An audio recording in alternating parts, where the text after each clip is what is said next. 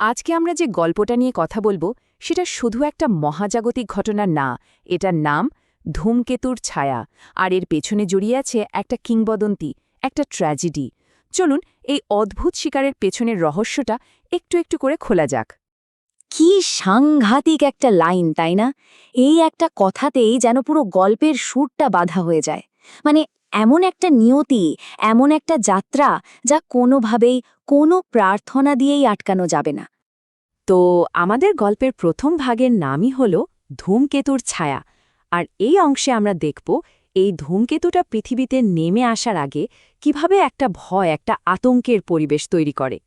একবার শুধু দৃশ্যটা ভাবার চেষ্টা করুন। গ্রামের প্রত্যেকটা বাড়িতে কেমন একটা থমথমে গভীর নিস্তব্ধতা, চারিদিকে কোনো সাড়া শব্দ নেই। মায়েরা তাদের বাচ্চাদেরকে বুকের সাথে আরও শক্ত করে জড়িয়ে ধরে আছে, কারণ একটা অজানা ভয়ে যেন সবাইকে গ্রাস করে ফেলেছে। আর ওদিকে আকাশে একটা অশুভ সংকেত। ব্যাপারটা কিন্তু এমন না যে এই ধূমকেতুটা র্যান্ডামভাবে যে কাউকে শিকার করে, না, এর লক্ষ্য একদম নির্দিষ্ট। এটা ঠিক এমন একজনকে বেছে নেয় যার রক্তে মিশে আছে অজানাকে জানার একটা তীব্র নেশা, একটা দুর্নিবার আকর্ষণ। বুঝলেন? এটা অনেকটা একটা কসমিক ম্যাগনেটের মতো। আচ্ছা, এবার আমরা গল্পের পরের ধাপে যাই। এই পর্বের নাম অজানার ডাক। এখানে আমরা ফোকাস করব সেই মানুষটার ওপর যাকে ধূমকেতুটা বেছে নিয়েছে। তার মনের ভেতর কি চলছে, কি নিয়ে তার দ্বন্দ্ব, আর কিভাবে তার সে যাত্রাটা শুরু হচ্ছে। এই যে দেখুন, এই ব্যাপারটা কিন্তু খুব সুন্দরভাবে পুরো দ্বন্দ্বটাকে চোখের সামনে নিয়ে আসে। ভাবুন তো একবার, পাহাড়ের সেই ছেলেটার কথা। তার সামনে এখন দুটো রাস্তা। একদিকে আছে তার পরিবার, চেনা জানা পৃথিবী, নিরাপত্তা। আর অন্যদিকে টানছে কৌতূহল, অজানার ডাক আর সেই নেশাটা। সে এখন কোনটা বেছে নেবে? এবং যাত্রাটা শুরু হয়ে গেল। সে মেঘের পরদ ভেদ করে ওপরে উঠতে শুরু করেছে, আর তার চোখের সামনে তার চেনা পৃথিবীটা আস্তে আস্তে ছোট হয়ে আসছে। সাগরের ওই নীল রং, শহরের টিমটিমে আলোগুলো, সবকিছু কেমন যেন ঝাপসা হয়ে যাচ্ছে, হারিয়ে যাচ্ছে ওই মহাজাগতিক টানের মধ্যে। তো এবার আমরা গল্পের তৃতীয় আর আমার মতে সবচেয়ে রহস্যময় পর্বে চলে এসেছি, মহাজাগতিক যাত্রা। কারণ এই যাত্রাপথে তার যে শারীরিক আর মানসিক পরিবর্তনটা হয়, সেটা সত্যিই আমাদের কল্পনারও বাইরে। আর ঠিক তখনই সে এমন একটা জিনিস আবিষ্কার করে যা একেবারে চমকে দেবার মতো। সে দেখে সে একা নয়। ধূমকেতুর ওই তীব্র আলোর মধ্যে আরও অনেক আবছা ছায়ামূর্তি দেখা যাচ্ছে। সাথে সাথে তার মনে প্রশ্নটা আসে, এরা কারা? এরা কি তাহলে সেই লোকগুলো যারা গত কয়েকশো বছর ধরে ঠিক এভাবেই হারিয়ে গেছে? মজার ব্যাপার হলো, এই অন্য যাত্রীদের চোখে কোনো ভয় নেই, কোনো আতঙ্ক নেই। যা আছে সেটা হলো একটা অনন্ত শূন্যতা।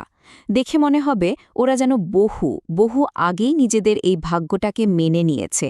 আর তাদের এই শান্ত, নির্বিকার ভাবটাই কিন্তু পুরো যাত্রাটাকে আরও বেশি রহস্যময় করে তোলে।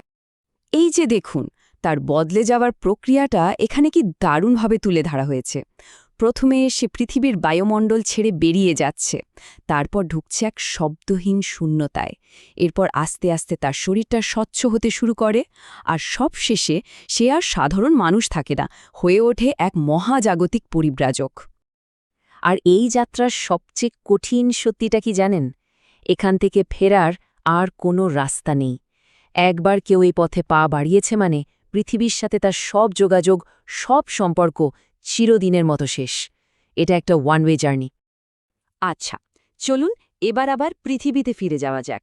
দেখতে হবে তো যে মানুষটা হারিয়ে গেল তার গল্পটা পৃথিবীতে কিভাবে টিকে থাকে, কিভাবে একটা ব্যক্তিগত ট্র্যাজেডি সময়ের সাথে সাথে একটা কিংবদন্তি হয়ে ওঠে। আমাদের শেষ পর্ব, কিংবদন্তির জন্ম। এদিকে পৃথিবীতে গ্রামে যারা প্রবীণ, তারা আকাশের দিকে তাকিয়ে একটা দীর্ঘশ্বাস ফেলেন। কারণ তারা এই চক্রটা জানেন, তারা বোঝেন যে এই যে ছেলেটা হারিয়ে গেল, তার গল্পটা এবার কি হতে চলেছে। তাদের কাছে এটা কোনো নতুন ঘটনা নয়। আসলে সময় তো সবকিছুই বদলে দেয়, তাই না? একটা কষ্টকর বাস্তব ঘটনা আস্তে আস্তে একটা লোককথা হয়ে যায়।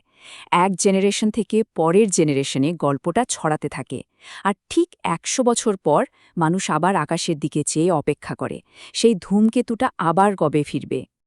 তো ধূমকেতুটা তার কাজ শেষ করে আবার সেই অনন্ত অন্ধকারের দিকেই চলে যায়, কিন্তু পেছনে কি রেখে যায়? রেখে যায় ভয়, রহস্য, আর রেখে যায় ওই নীল আলোর অভিশাপের গল্পটা। আর এখানেই আমরা আমাদের আলোচনাটা শেষ করতে চাই একটা খুব গভীর প্রশ্ন রেখে। আচ্ছা, এই যে অজানার প্রতি তীব্র একটা টান, যার জন্য ঘর পরিবার সবকিছু ছেড়ে চলে যেতে হয়, এটা আসলে কি? এটা কি একটা অভিশাপ, নাকি অজানাকে জানতে চাওয়ার জন্য এটাই সেই দাম যা মানুষকে চুকাতে হয়?